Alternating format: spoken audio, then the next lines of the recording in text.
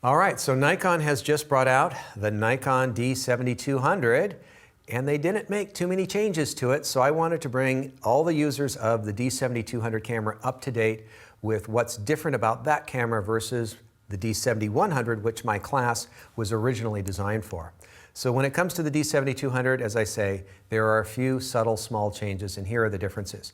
They put a new processor in the camera that processes the image.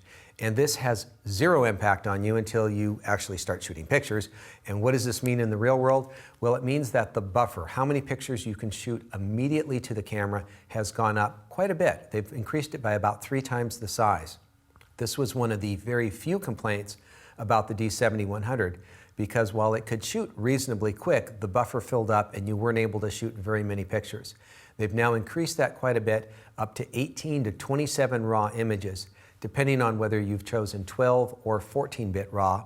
And in my class, as you've probably already seen, I recommend the 12-bit, which means you're going to be able to get 27 photos in RAW in the buffer rate straight away. If you're shooting JPEGs, you'll be able to shoot all the way up to 100 JPEGs in a row. When it comes to the autofocus system, they've put on a new, more advanced focusing system that may help your focusing in some general situations. The one clear area where it has gotten a little bit better is under extremely low light condition. It now works down to -3 EV, which is a very low light situation. And so it's going to be a little bit better under low light. Other than that, the differences will be very subtle in the focusing. Looking around the camera, as far as the other things that are going on, the top ISO has been relabeled and changed a little bit. The 7100 went from ISO 100 to 6400, but you had the high options of 12,000 and 25,000. So you had a range between 100 and 25,000, and they basically just relabeled that on the 70 to 200, so it does the exact same thing, and it should be about the same quality. What is different is on the 7200 is they've added 2 more settings on top of that, 51,000 and 100,000, but these are black and white only modes. And obviously these are going to be fairly low quality modes, being that high of ISO, and they are a little bit limited. So it does essentially have the same basic settings, and you are likely to get virtually exactly the same image quality when it comes to using the 2 cameras compared to each other. One substantial new feature is that they have added Wi-Fi onto the camera.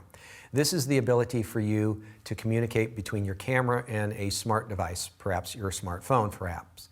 The steps that you'll need to do is first go to a Nikon Wi-Fi app, and you need to download this from your local app store. You need to turn on the Wi-Fi function in your camera. Then you need to go to your phone, turn on the Wi-Fi signal that it sees coming from the Nikon camera, and then go to your phone and turn on the application. You'll be able to shoot, you'll be able to see what the camera sees, and you'll be able to do that from a distance of probably about 50 feet. You can view the images on your camera from your phone, and you can download images to your phone so that you can upload them to social sites or email them to anybody from your phone. And so it's a very handy little device and very cool. It's not the most sophisticated Wi-Fi system out there, but that does mean it's actually pretty easy to use, which is nice to know. As we look around the camera, there is another little new logo over on the right-hand side. That is the NFC logo. This is the near field communication, which allows you to do tap transfers, which is related to the Wi-Fi function. This is a very close proximity. You need to have your smartphone or tablet about 4 inches or less away from the camera. So if you get very close, you'll be able to do transfers of your images from your camera to your phone or tablet device. The battery life has also increased. In this case, it's gone from about 950 shots to 1,110 shots. I don't really know how they did it, but they did increase the battery life by just a little bit. You'll find a few other small differences as you go through the camera. For instance, bracketing used to have a limit of 5 frames. It will now do 9 frames of bracketing. If you go into the picture control, there is a new flat option. This is very popular with people shooting video who are wanting to do their color grading or their color adjustments in the post-production phase, in the video editing phase. And they get a very plain looking video out of their camera, but they can add their color and their contrast later on. And so if you do a lot of video shooting, you might want to look into using that new flat picture mode with the 7200.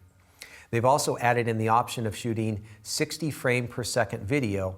However, the catch is that you can only use it when you're using the 1.3 crop mode on the camera. And so if you're trying to get that extra telephoto reach, you'll be able to use it, but you won't be able to use it most of the other time. And those are the small differences between the 71 and the 7200. And so if you do have the 7200, you are now fully up to date on how to use your camera. And I say get out there and go enjoy that camera. And thanks a lot for taking the class.